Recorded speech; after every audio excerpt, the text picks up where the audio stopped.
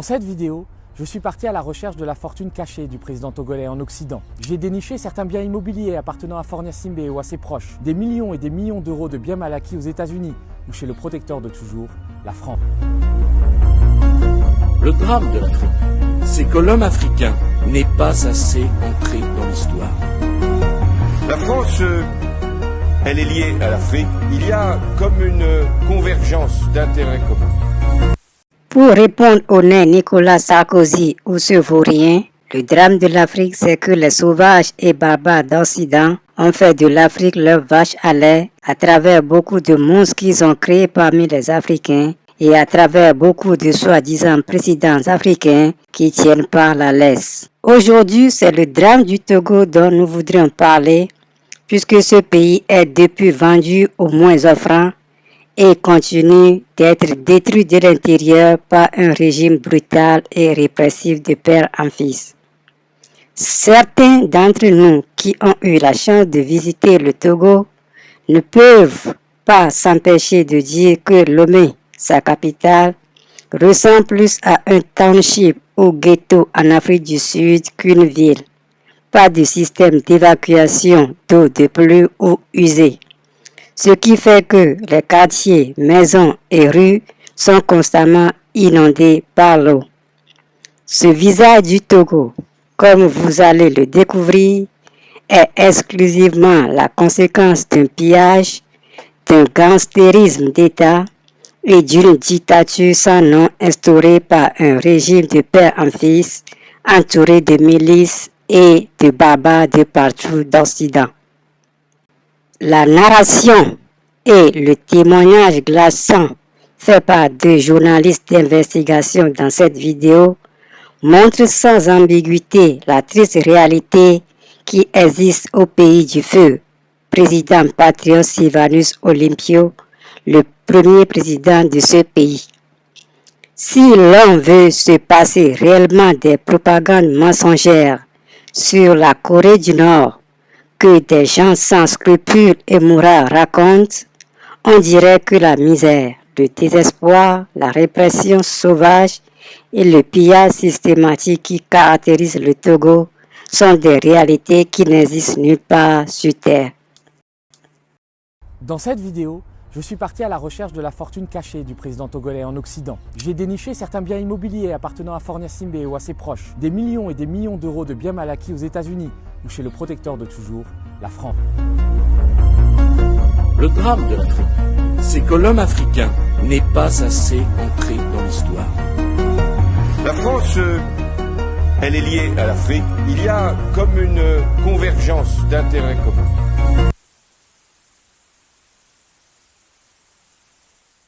Aujourd'hui, 29 avril 2024 au Togo, se tiennent les élections législatives. On connaît déjà le vainqueur du scrutin. Il s'agit du parti de Faure Gnassingbé, un autocrate qui a succédé à son père à la tête du Togo. Il règne sur ce petit pays d'Afrique de l'Ouest d'une main de fer depuis 2005. Faure Gnassingbé vient de changer la constitution pour ne plus se faire élire par le peuple, mais par des députés acquis à sa cause. Le Togo fait partie des 30 pays les plus appauvris du monde selon l'indice de développement humain de l'ONU. Le revenu moyen y est de 70 € par mois. Près d'un habitant sur deux n'a pas encore accès à l'électricité. Si la majorité des Togolais vivent chichement, la famille Gnassingbé s'en met plein les poches depuis plus d'un demi-siècle. Le clan au pouvoir a acquis un important patrimoine immobilier en France, que je vous révèle en partie aujourd'hui. Je me trouve d'ailleurs dans le 16e arrondissement de Paris, devant un hôtel particulier estimé à 10 millions d'euros et appartenant à l'État togolais. Mais le président Faure Gnassingbé a longtemps utilisé ce manoir comme une propriété privée. Après la mort de son président de père, il y a logé sa sœur aînée, Tina Gnassingbé. Sauf que Faure peut se montrer aussi dur avec sa famille qu'avec le peuple togolais. Au début des années 2010, il se brouille avec Tina et lui demande de quitter cet hôtel particulier.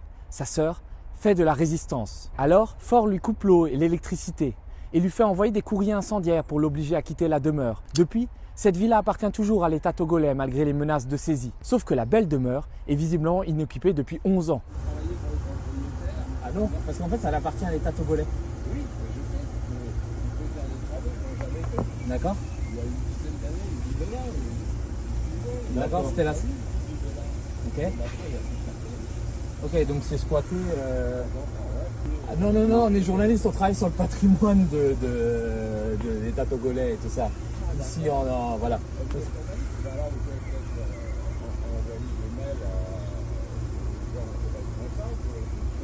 Ah bah ouais, parce qu'en plus avoir un petit paquet d'argent, ça va. Oui, 10 millions. Ah oui, 10 millions, enfin là peut-être plus 10 millions, mais...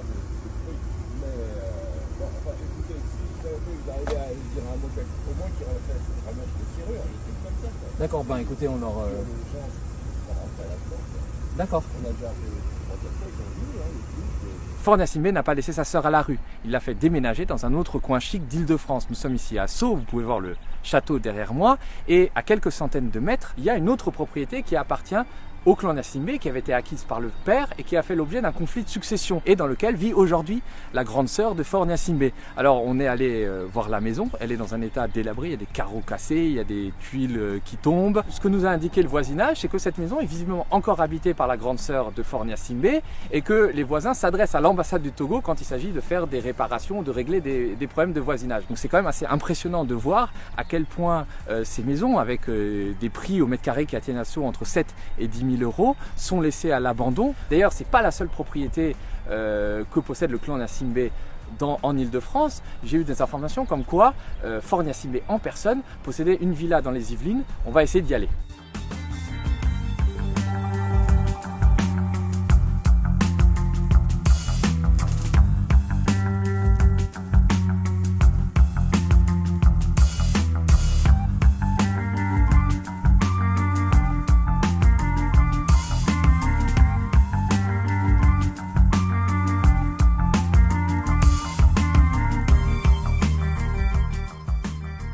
Alors ici on est dans une banlieue cossue des Yvelines, tout près d'un golfe. Alors vous avez des haies bien taillées et c'est ici que le président Fornia-Simbé a acheté une maison en 1998, une villa. Alors le montage est un peu particulier, on l'a découvert. C'était une société luxembourgeoise qui avait d'abord acheté la villa avant de céder des parts quelques mois plus tard à Fornia-Simbé, qui était encore étudiant à l'université Paris-Dauphine et qui résidait selon l'acte de vente dans un camp militaire au Togo. Et cette société donc avait cédé les parts à Fornia-Simbé, qui avait aussi récupéré un prêt qui avait été accordé par une filiale d'une banque suisse. Les banques suisses étaient connues pour accueillir l'argent du clan Gnassingbé, l'argent qui était détourné et qui appartenait normalement au peuple togolais. Donc on va essayer d'aller voir cette maison qui appartient donc depuis 1998 au président togolais.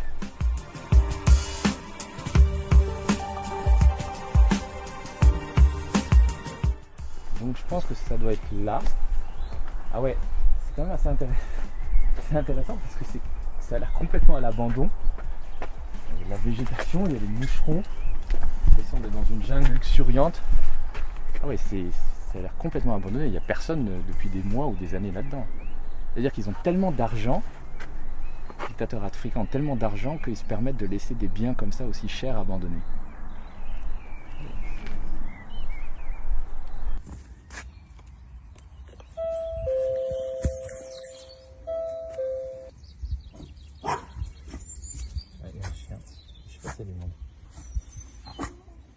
Bonjour. Bonjour madame. Écoutez, je voulais vous demander, je suis journaliste et j'enquête sur la maison qui est à l'abandon là. Oui. Vous connaissez? Bah, tout le monde en parle un peu. C'est la maison prise. C'est la maison prise dans Togolais. La maison. Ouais, mais c'est combien de temps elle est abandonnée? Dites-moi. Alors moi, ça fait 15 ans que je suis là, elle était déjà abandonnée depuis longtemps. Donc on est là depuis au moins plus de 20 ans. Ok.